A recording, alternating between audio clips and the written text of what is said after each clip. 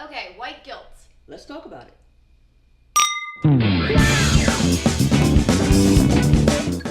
Yeah, the question is like, how do you think dating differs for white women, black women? Okay.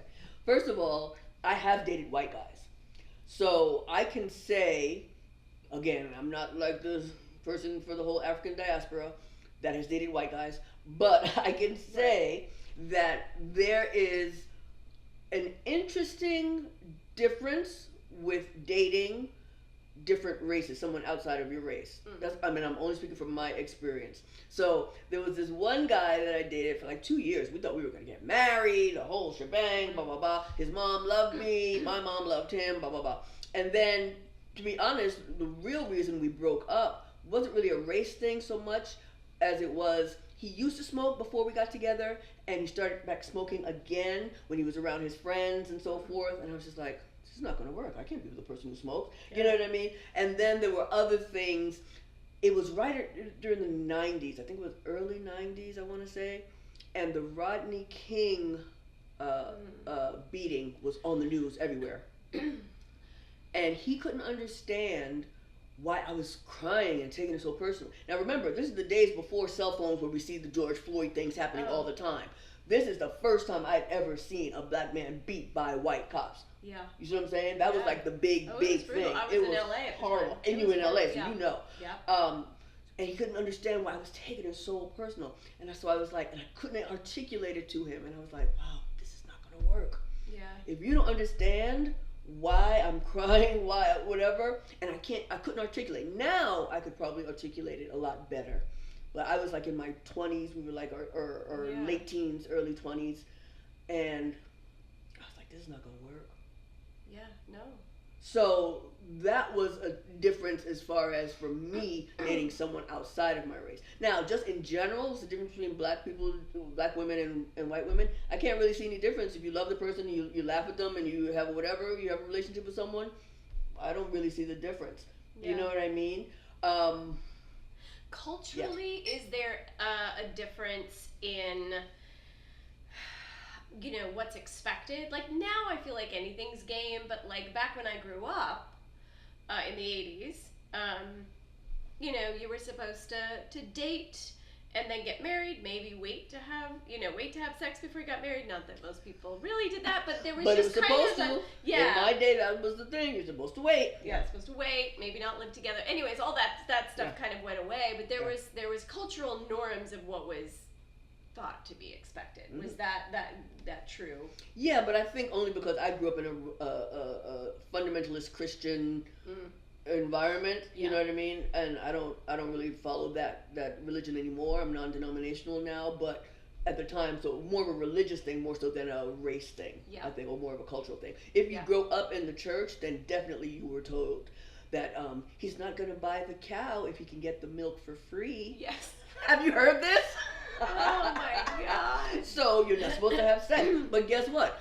He's having sex with other people. You know what I mean? I know. And these girls knew that they were trying to keep themselves as a virgin for this guy, but they knew he was sleeping with other people. Why wouldn't you want to marry a virgin yourself? If you're a virgin, why wouldn't you want your guy to be a virgin? Well, and the whole part of that whole saying is you want the guy to choose you. Like it's you have no say in it. Right? Because you can't be the whatever, the cow, the milk, whatever. What do you say? You're the cow. The woman is the cow. Yeah, but like it's up to him. Well, maybe I don't want the whatever. Like the bull. We don't want the bull. Yeah. It's been bulling around, whatever. But it's scary. No, because so even in those stupid little phrases that we were taught, the sexism in those phrases. It is. We've got to save ourselves for someone. But they don't tell boys to do that. And why am I saving myself for someone? Like, I'm my own person. You know? They don't tell boys to save themselves. No, of course, no. He has to sow his wild oats. Oh my God. Yeah. These are ridiculous things that we've heard growing up. Perhaps women want a soul, you know. But then she is a shameful woman. She's a slut if she does. Yeah, but if a boy is going around sleeping with everybody, he's just a young man.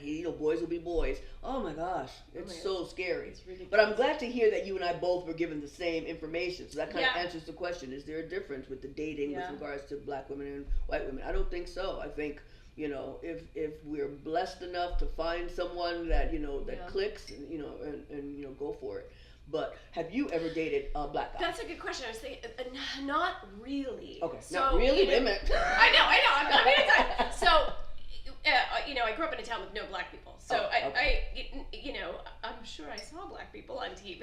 Right, but I'm trying to think right. of, and maybe when I traveled. But it wasn't until I moved to LA, and I almost dated this black guy, but I thought he was gay. He liked me, so we would go out and hang out, and he thought we were dating. Oh. I thought we were not dating because I thought he was gay. So there was a bit of a confusion there. He was an awesome guy, and I just couldn't turn my mind around by the time he was like, "No, I'm not gay. I like you. Are you an idiot?" And I'm like, "But I can't unsee you as not gay." Anyways, so but I met Josh really quite early on. Oh, okay. You know? Yeah. And Josh's my husband. Mm-hmm. So, but what is interesting is now that I have a black son, I look at black men differently, because first I'm like, oh, what will Joey might look like? And then I'm like, oh, that's a handsome black man. Right. Oh.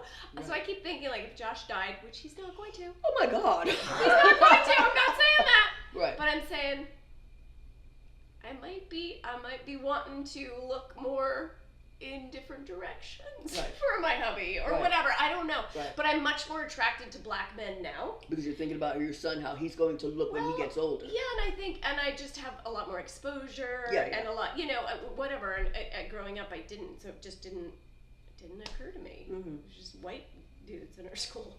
Yeah. So I wish I had. That's my thing. I wish I had, because I'm not going to right now. Because I'm married and whatever. But happily married. But it just didn't. Yeah. Another thing I want to say about another white guy that I dated,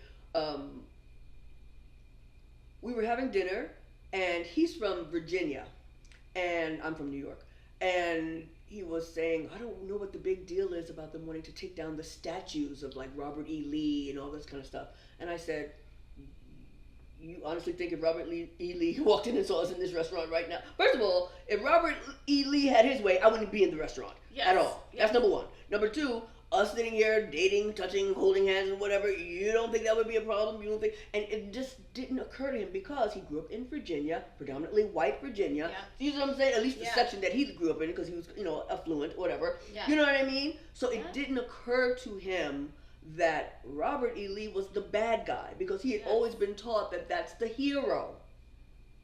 Yeah. And this is an intelligent, very, you know, articulate guy. This is not like just some little wang, you know. Exactly. This was like a guy who was like, you know, intelligent, articulate, whatever. But he was never taught that Robert E. Lee was the bad guy. Wow. So how did he take that information in?